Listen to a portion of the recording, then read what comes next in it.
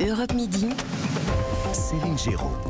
Allez, 12h20, on reste ensemble jusqu'à 13h bien sûr. Installez-vous confortablement. Tiens, on va parler évidemment du bois sans tabac, de l'Ukraine, de cette Coupe du Monde au Qatar qui démarre dans 20 jours. La France peut-elle la gagner? Mais tout de suite, tiens, si on parlait de cette inflation, la France aura dépensé 100 milliards d'euros pour lutter contre l'inflation entre 2021 et 2023.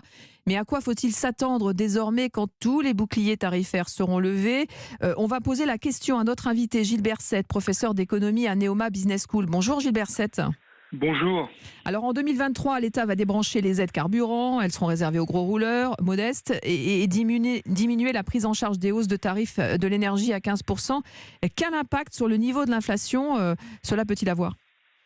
Alors évidemment, quand les dispositifs seront levés, cela aura un impact à la hausse sur l'inflation. La France se retrouvera dans la situation de la majorité des pays qui l'entourent.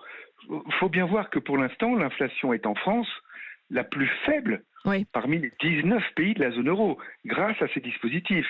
C'est-à-dire l'érosion de notre pouvoir d'achat du fait de cette inflation qui a été initiée par l'augmentation des prix de l'énergie. Eh bien, cette érosion est plus faible en France que dans les autres pays de la zone euro. C'est un point qu'il est très très important de souligner ici. Un peu plus de 7%, c'est ça ? Absolument, un peu plus de 7%. Alors, si on prend par exemple l'indice harmonisé qui permet de nous comparer aux autres pays, qui est calculé par Eurostat, l'inflation serait de 7,1% en France sur 12 mois, au mois d'octobre présent, comparé à 10,7% dans l'ensemble de la zone euro. Vous voyez, 3,6 points en dessous.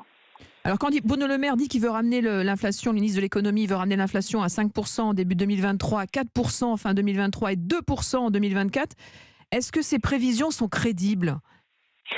Alors l'incertitude dans ce domaine-là est très très grande.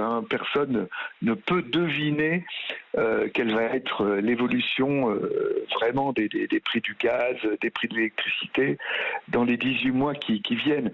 Cela tient à beaucoup de facteurs, dont évidemment le conflit en Ukraine, dont évidemment la rigueur des hivers, dont évidemment le dynamisme de l'activité économique.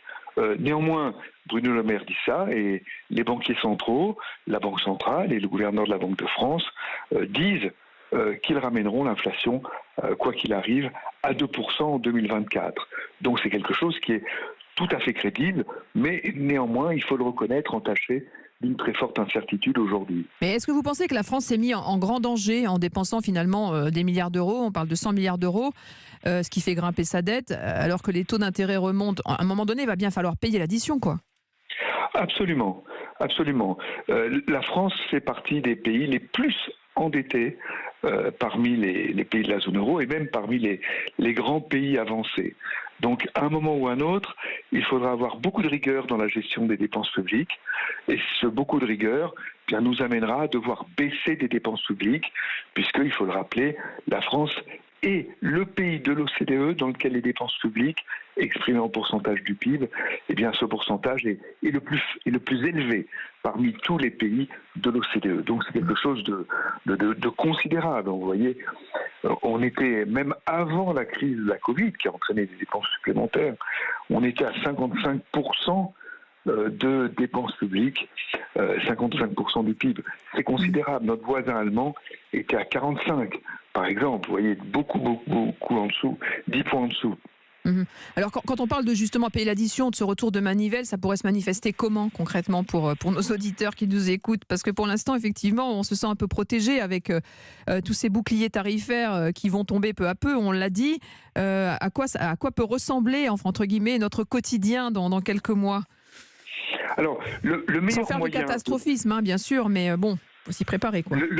Le meilleur moyen de réduire la dette publique, je veux dire, c'est le meilleur moyen de très loin, c'est évidemment d'augmenter le produit intérieur brut. C'est-à-dire? Augmenter le produit intérieur brut, ça réduit mécaniquement le ratio dette publique divisé par produit intérieur brut, d'une part, et puis deuxièmement, l'augmentation du produit intérieur brut entraîne des recettes fiscales et sociales. Et l'augmentation du produit intérieur brut peut se faire par de multiples moyens. Le gouvernement s'y attelle, bien sûr. La réforme qui est si discutée, par exemple, des retraites, est un moyen d'augmenter le produit intérieur brut par l'augmentation de la main-d'œuvre disponible sur le marché du travail. C'est un moyen parmi d'autres, mais il en faudra d'autres. Et puis le deuxième moyen de réduire notre endettement, ce sera tôt ou tard de réduire la dépense publique qui est très très très élevée en France. Eh bien, merci beaucoup, Gilles Vercette, pour ces précisions et ces explications très claires pour nos auditeurs aujourd'hui dans Europe Midi. Gilles Vercette, professeur d'économie à Neoma Business. Merci beaucoup. Allez, vous restez avec nous dans quelques instants. On va revenir sur la stratégie du blackout menée par la Russie après les centrales nucléaires. Elle vise les installations électriques pour provoquer le chaos avant l'hiver. Nous serons avec Nicolas Tenzer, enseignant à Sciences Po et spécialiste de la Russie. À tout de suite. Informez-vous et réagissez à l'actualité avec Céline Géraud. Appelez dès maintenant Europe 1 au 39 21, 50 centimes la minute.